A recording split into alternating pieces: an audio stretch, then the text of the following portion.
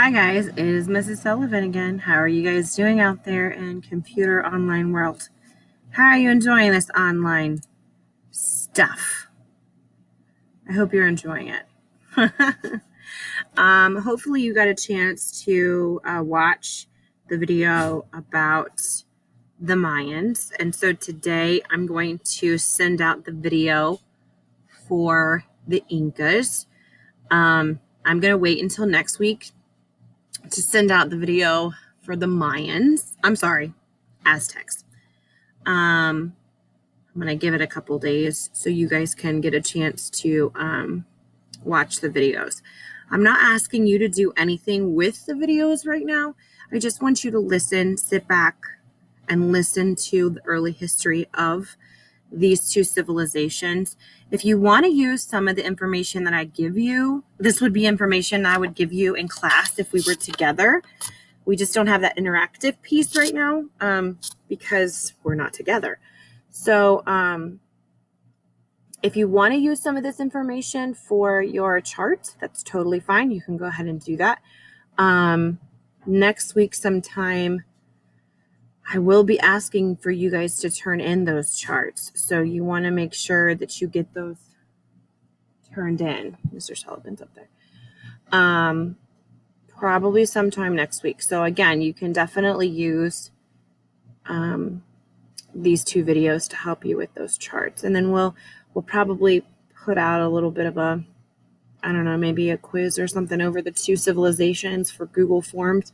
We'll see how it works. We're just kind of going with it right now, okay? Sorry, I have my little heater on down here because I'm in my basement and it is hot. I'm getting a little hot.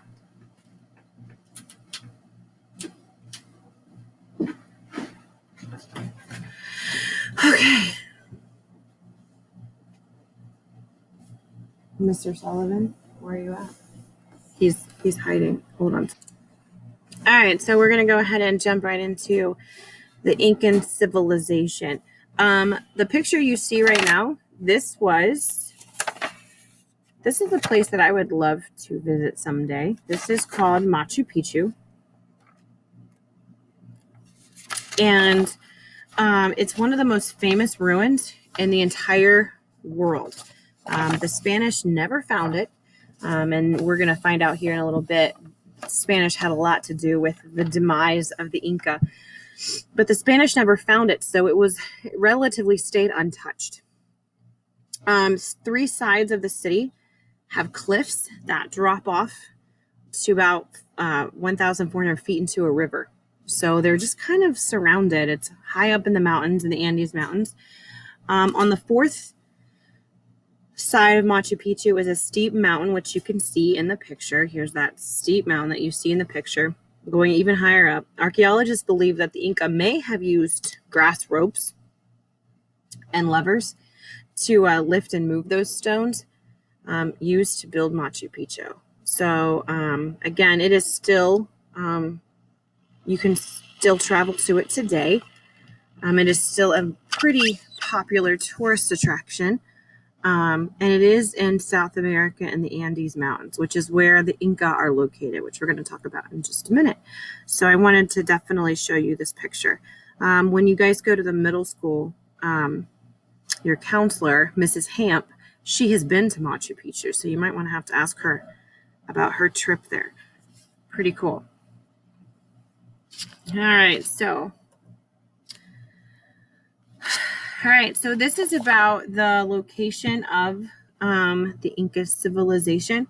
They arrived after the Mayans did, and they had a pretty big civilization. They had about 10 million people in their civilization.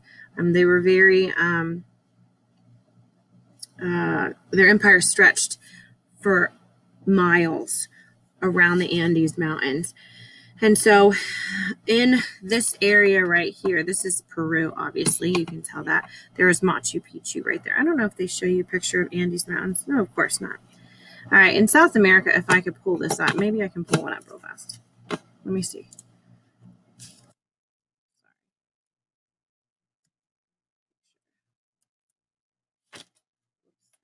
stuff. Okay, here we go. So I'm going to pull this one out. This is just South America. Okay, so right here, this area right here, you see the mouse? That's the Andes Mountains, okay? It's the longest ranged mountains that we have, okay? So it goes from like all the way up here to all the way down here, all on the west side of South America. So it consists of, it has geographical region, it has like coastal deserts. There's coastal deserts there, there's mountains obviously, and then over here in this area there's jungle. The Inca really didn't hang out too much in the jungle. They were not really too crazy about that like the Mayans were. So a lot of their civilization was over here in the west, on the west coast. That's where they lived. Okay. So because they had, the coastal deserts, because they had the mountain ranges, they had to adapt to many different environments. And so the Inca, they were definitely up for the challenge because that's what they did. They figured out ways how to live and how to farm with all these different types of lands that they had in the mountains. The Andes Mountains included the plateaus, and they included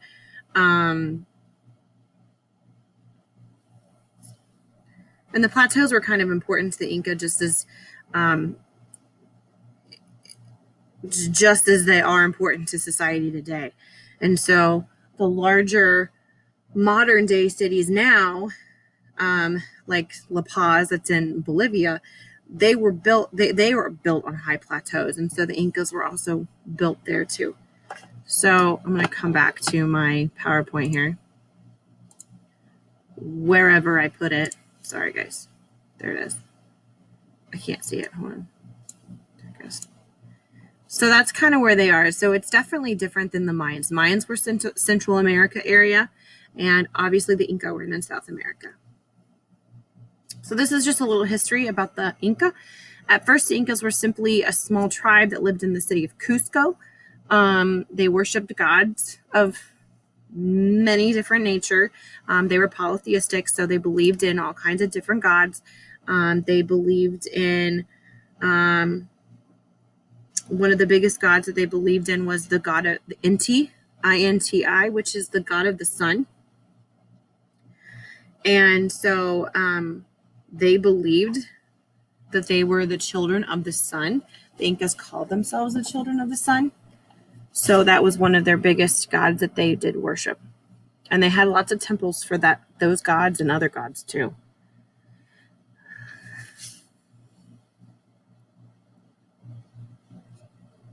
Oh, and it talks about Inca battle. They had war just like all the other Native Americans. These are just some pictures of what type of geographic regions they had to adapt to. You had your Andes Mountains, you had the Amazon River. This looks like a picture of ruins here. Again, we kind of already talked about the Andes Mountains. They were the home of the Incas. The Inca, their civilization, they worked around the Andes Mountains. Everything they did centered around those mountains. Mountain peaks were worshipped as gods. So I don't know if they actually had temples up there, but they definitely were polytheistic too. Only had snow. We already kind of talked about all this, so I don't want to spend too much time on those. One of the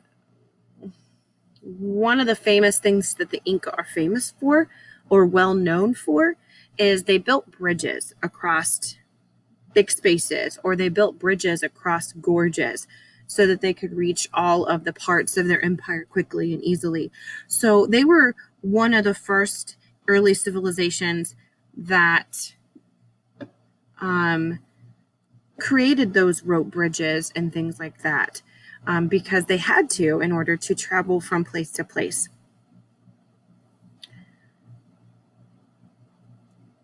And it does tell you that if an enemy was approaching, if they did have an enemy approaching, the Incas would just simply burn their bridges. That kind of took care of it, right? On one side of the Andes was the Amazon jungle. We already saw that on the map. They really didn't have, the Incas must have entered the jungle occasionally because they did have some valuable things that was found in the Amazon. And of course you could get fruit and natural medicines and things like that and wood with the trees, but they really didn't build their civilization in the Amazon, in the rainforest, in the jungle like the Mayans did. I just told you that. This is pretty much where they went. They went into the coastal deserts. All right. Their culture. Let's kind of talk about their culture here a little bit. Okay, so I told you a little bit about their religion. I think there's some pictures here of some of their religion, so I want to kind of hit on it here. Again, the Inca were polytheistic. They believed in many gods, which means, however, their sun god Inti was their most important god to them. They called themselves the children of the sun. They also believed in another god called Mama Kila, which was the moon goddess, who married the sun. Okay. The Inca built temples for Inti in the center of their empire. These temples were called Coricancha, and I might be pronouncing it wrong, but that's how I've always said it. And it means golden temple. The walls and the floors of these temples were covered in sheets of gold, and Coricancha housed a huge golden disc that represented Inti. Now, I am not positively sure if this would be considered that golden disc of Inti, but it makes sense if it is. Okay, but this would be another representation of one of their gods as well that they worshipped too. And again, Inti was their big one, the one that they were very much their main god. The Inca believed in the afterlife. They also they mummified their dead. They also believed in a heaven. Heaven was divided into 4 quarters, and if you ended up in heaven, if you did end up in heaven, it meant that you lived a good life. If you didn't, it meant that you lived a bad life. So they did have that religious background. The Inca also believed in a hukua, Huacas, hookahs. And these hookahs were like sacred objects or a place. And it could be a human thing. It could be a natural feature. It could be the body of a dead emperor. And so these Inca believed that the spirit lived in these hookahs. Sometimes it was just maybe a statue. And so as a result, the Incas made sacrifices and they prayed to these hookahs to help. So sometimes their prized possession in their houses was this little statue, this hookah, this sacred thing that they worshipped. Kind of interesting. Inca celebrated religious holidays every month. They had sacrifices to the gods, just like the Mayans did. And sometimes they were humans. Sounds fun. We just talked about that. This is another god, Viracocha, creator of the sun and moon. So I wasn't sure what his name was, but another god. Okay, so the government of the Incas, the Inca word means emperor. Sapa means the only emperor.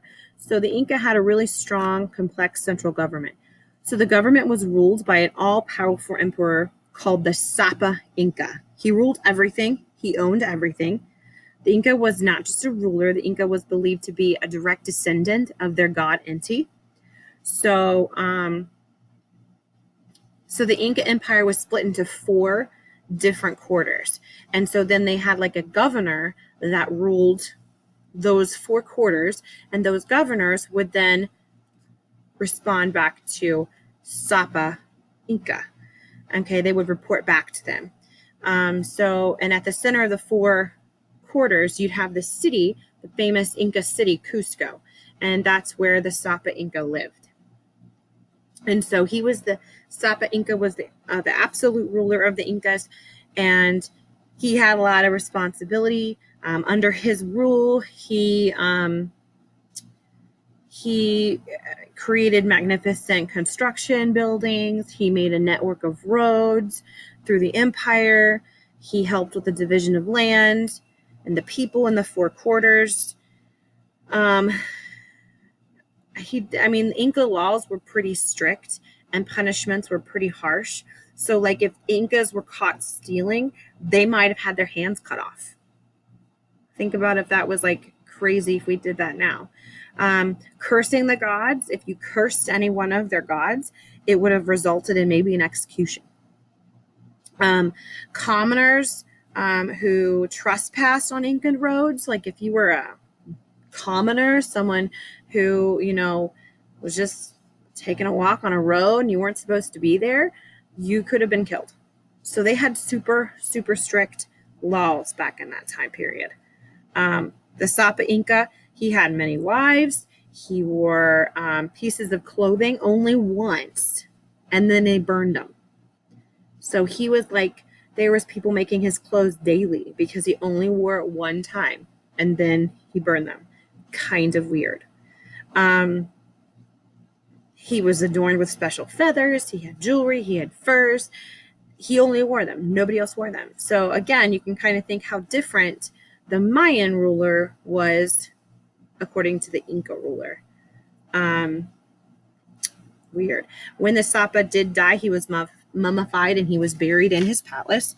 And then the new Sapa might go to the palaces of the dead Sapa Incas to talk to them. So, when he did die or pass away, he was mummified. Weird. Architecture. I do have a few pictures of these, so I'm going to show you a little bit about this. They built, out of the three that we talk about, Mayans, Incas, and Aztecs, these guys built the most elaborate construction buildings of their time.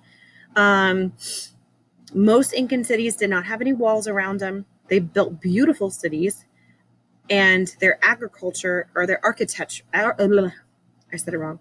Architecture was very formal, yet it was really simple. So it was really fancy, but it was super simple. They were excellent builders.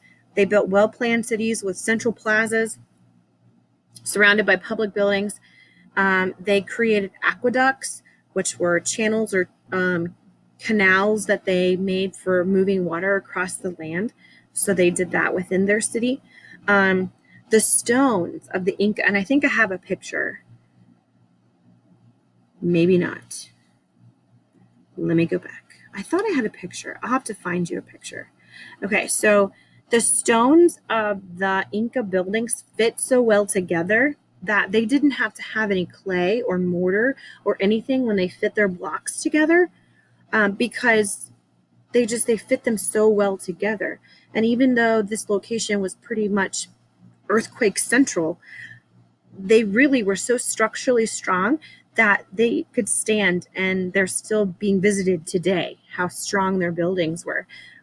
Some of the stone buildings were fitted so well together that you couldn't even slide a sheet of paper through those cracks. That's how well they fit together. Of course, if you had a piece of paper back then. But they fit together really well. And I'll see if I can find a picture here in a little bit if I can remember. I thought that was probably a picture, but it's not there. Okay, sorry. Incas also had a calendar, just like the Mayans. Very similar looking to the Mayans. The Incan calendar was divided into 12 months. So again, they did have that, just like the Mayans did. They invented many wind and percussion instruments. Drums and flutes were very popular. The panpipe was the most popular. So they did have a lot of musical instruments they had created and used. This is cool. This is one of the contributions I remember talking about last year when I was in class. They had a system of measurement. It was a quipo. It's called a quipo. And they used a base of 10. So the quipos had a main string. So there was the main string right here. It was about 2 feet long. And the quipos allowed messages to be carried by the Inca runners from one end of the empire to the other.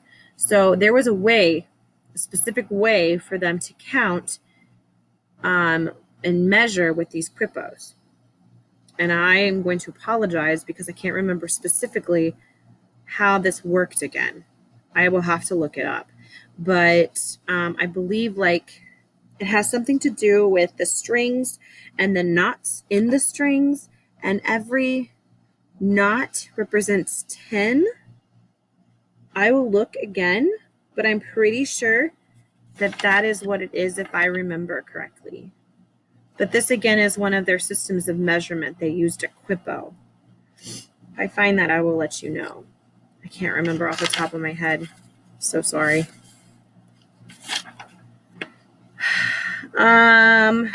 Some of their successful achievements, they were very good with communication. They did create, obviously, with the runners, with the quipos. They made intricate roads. They had a very expanded road system. When the Inca Empire began and spread, it took control of the existing roads.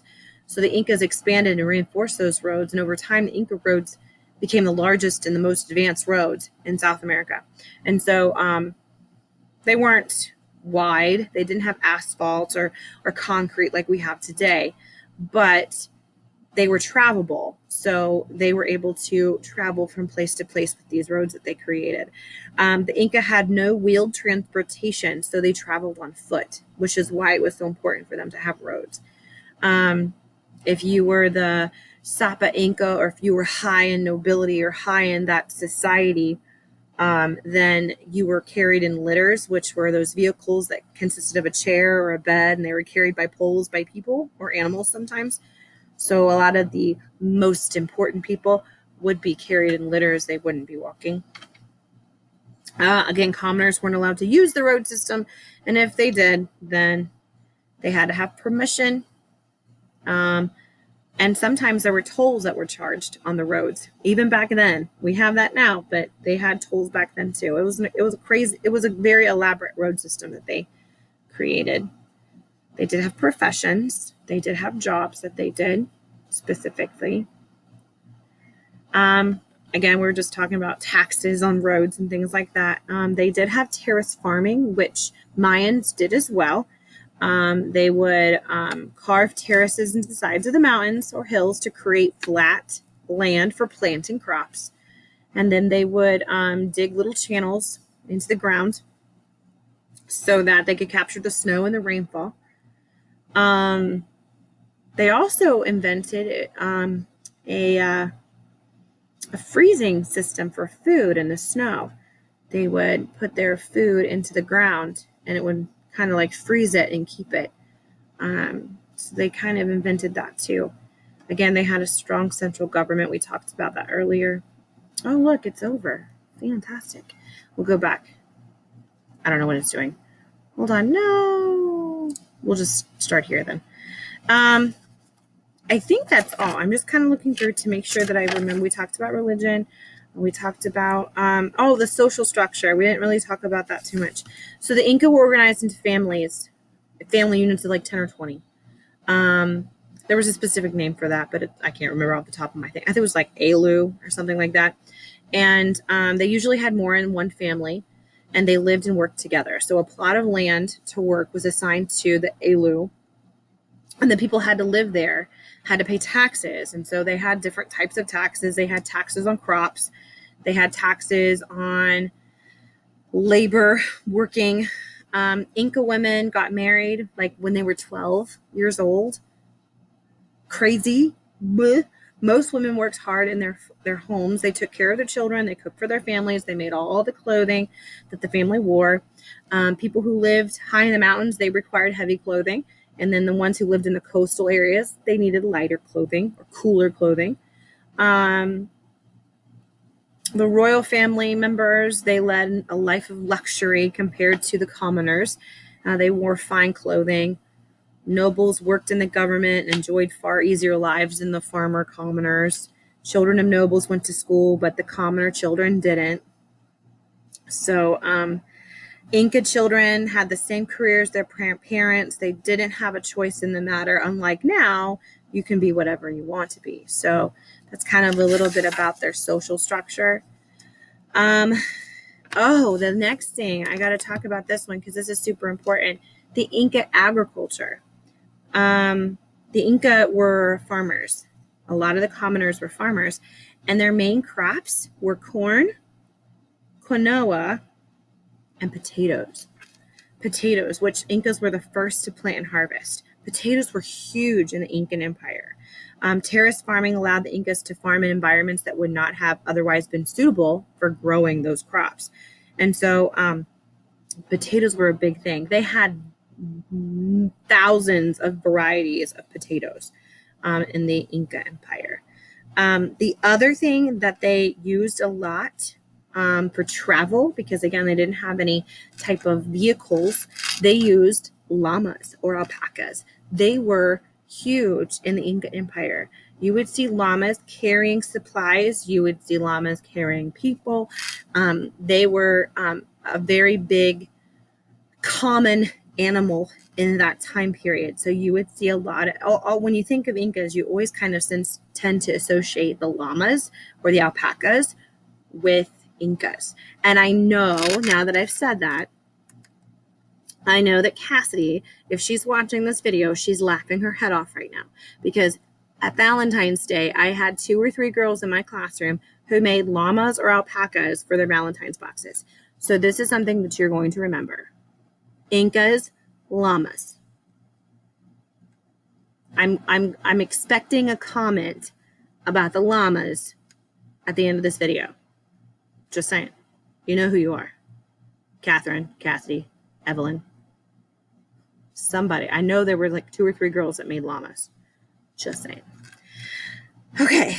I think that's it. I think I've pretty much given you all I can give you about the Incas. So what I would like you to do, if you have finished this video and you've watched it completely through, I want you to comment below on maybe something that was interesting to you about the Incas. I want you to do the same thing for the Mayans as well, so that I know that you finished the video. I want you to give me just a small little comment that you finished both videos and you're good to go. You don't have to do anything with the videos, just watch them. Okay?